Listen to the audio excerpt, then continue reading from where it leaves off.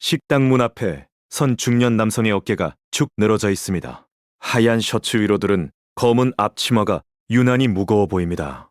그의 이마에는 땀이 맺혀 있지만 그 땀은 더위 때문만은 아닙니다. 안으로 들어서면 빈 테이블마다 놓인 젓가락이 유난히 외로워 보입니다. 낡은 냉장고에서 나는 윙윙거리는 소음만이 텅 빈 홀을 채울 뿐입니다. 손님들의 웃음소리는 온데간데 없고 점주는 차가워진 갈비 그릴을 손끝으로 툭툭 치며 깊은 한숨을 내쉽니다. 바깥 간판에는 전국 500호점 돌파라는 플래카드가 바람에 펄럭이지만 그 아래 상가 건물의 다른 업소들은 하나둘씩 철수한 자국이 선명합니다.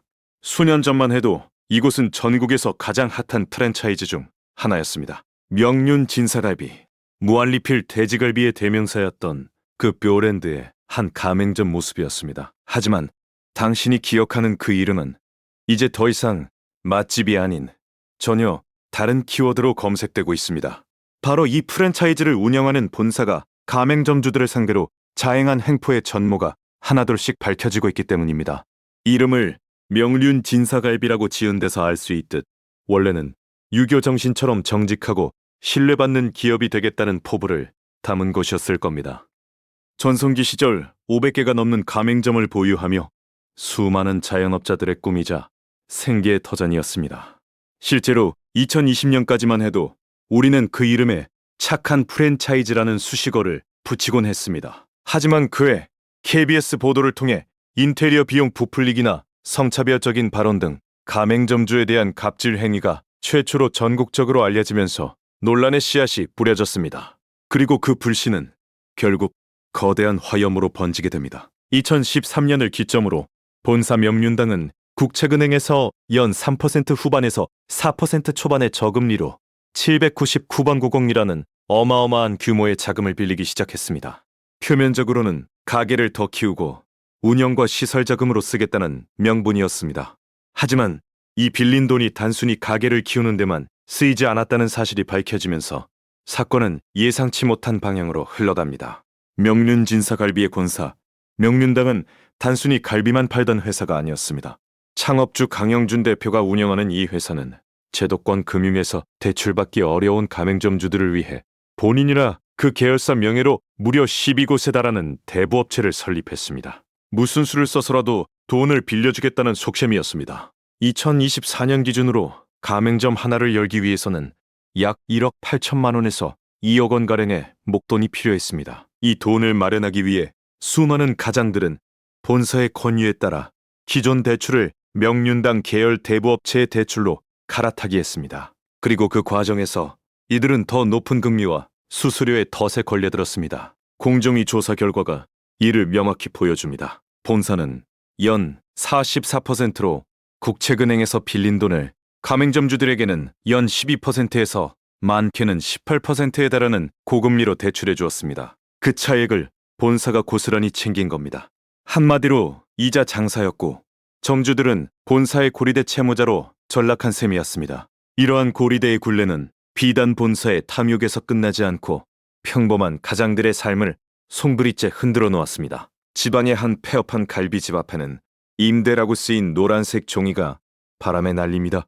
그 안에는 지난주까지만 해도 누군가의 꿈과 열정이 가득했을 겁니다. 집으로 돌아온 중년 남성은 소파에 털썩 주저앉아 하늘을 멍하니 바라봅니다. 그의 눈가는 충혈되었고 부엌에서는 아내의 훌쩍이는 울음소리가 들려옵니다.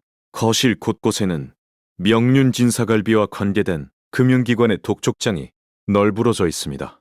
이러한 개인적 비극이 얼마나 많았을까요? 2022년 9월부터 2025년 8월까지 단 3년간 명륜당의 가맹점주들에게 실행한 대출 총액은 약 1,422억 원에 달했습니다.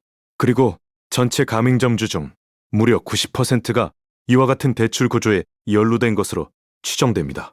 본사가 지정한 업체를 통해 인테리어를 강제당하고 실제 비용보다 2배 가까이 더 지불한 사례는 헤아릴 수 없을 정도입니다. 결국 이자를 감당하지 못한 수십 명의 점주들이 개인 파산을 신청했고 극심한 피해를 호소하는 점주 500여 명은 연대하여 금융위원회, 공정위, 서울시 민생사법 경찰국 등의 본사 대표의 엄중한 처벌을 촉구하는 탄원서를 제출했습니다.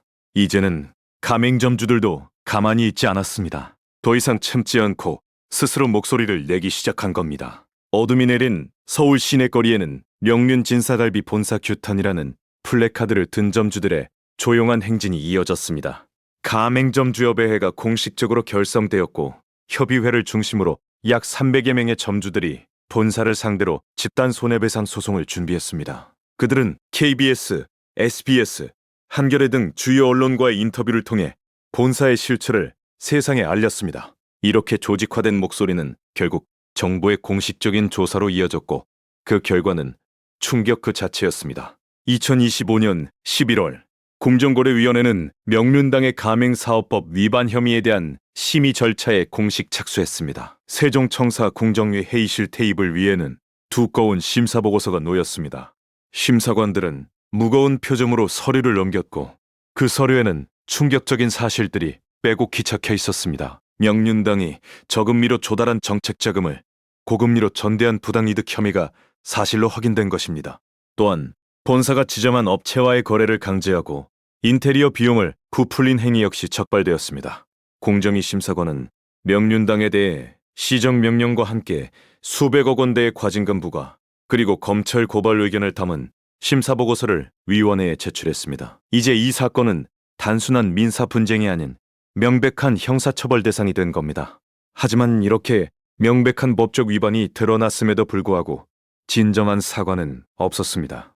호화로운 본사 사무실에서 대표 강영준은 억울하다는 입장을 고수했습니다. 점주들이 먼저 대출을 요청했을 뿐 강제성이 없었다고 주장했습니다. 본사는 형식적인 사과문을 내놓았지만 구체적인 배상 계획이나 책임자 처벌 방안은 한 줄도 없었습니다. 심지어 일부 점주들은 협의회의 주장이 과장됐다며 본사를 옹호하는 가처분 신청을 내기도 했습니다.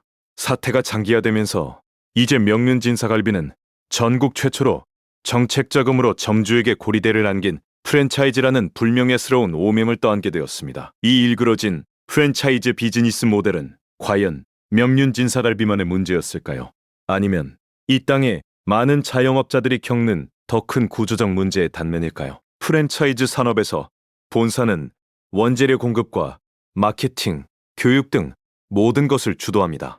반면 점주는 투자자이자 운영자로서의 약자 위치에 서게 됩니다. 특히 창업에 앞서 점주들은 본사가 공개하는 정보에만 의존해야 하며 이는 거짓 과장 광고의 온상이 됩니다. 실제로 명륜진사갈비는 과거 무한리필이라는 문구로 인해 거짓 광고로 적발된 바 있습니다. 문제는 자본입니다. 창업 자금이 부족한 점주들은 본사가 알선하는 고금리 대출을 사실상 거절할 수 없는 구조입니다.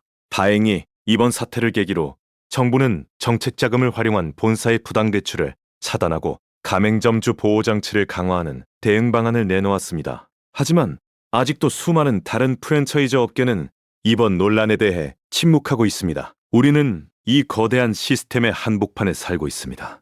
이러한 구조적 갈등의 끝에 남는 것은 결국 거대한 물질적 손실과 정신적 상처뿐입니다. 내일의 태양이 막 떠오르는 시간, 프랜차이즈 골목의 한 식당에서 아주머니가 혼자서 바닥을 닦고 있습니다. 공정위 앞에 걸렸던 규탄 플래카드는 이제 구겨져 길가에 버려져 있습니다. 멀리서 들려오는 경찰차 사이렌 소리는 또 다른 새로운 갈등의 선악처럼 들립니다. 한 점주는 쓰레기 봉투에 명륜진사갈비라고 적힌 앞치마와 모자를 구겨 넣습니다. 공정위의 제재와 검찰 수사는 아직 끝나지 않았습니다. 앞으로도 수년간 법적 공방이 이어질 전망입니다. 하지만 이미 착한 프랜차이즈 이미지에 큰 타격을 입은 떠랜드는 빠른 회생을 기대하기 어렵게 되었고 그 책임은 고스란히 남아있는 점주들의 몫이 되었습니다. 이 사건이 우리에게 주는 교훈은 무엇일까요? 첫째, 정보의 중요성입니다. 아무리 유명한 브랜드라도 본사가 제공하는 정보만 믿고 창업을 결정하는 것은 자살 행위나 다름없습니다. 독립적인 제3자의 검증과 시장 조사는 이제 선택이 아닌 필수입니다. 둘째, 연대의 힘입니다. 이번 사태는 작은 목소리라도 조직화되었을 때 얼마나 큰 힘을 발휘할 수 있는지 극명하게 보여주었습니다. 당신은 지금 당신의 삶 속에서 명륜진사갈비와 같은 존재를 조용히 방관하고 있지는 않습니까? 당신의 가게, 당신의 직장, 당신의 계약서 구석구석에 숨어 있는 불평등을 그냥 넘기고 있지는 않습니까? 이 이야기가 당신에게 단순한 하루의 구경거리가 아니라 당신 자신의 삶을 돌아보는 작은 거울이 되기를 바랍니다. 당신의 선택이 당신의 미래를 바꿉니다.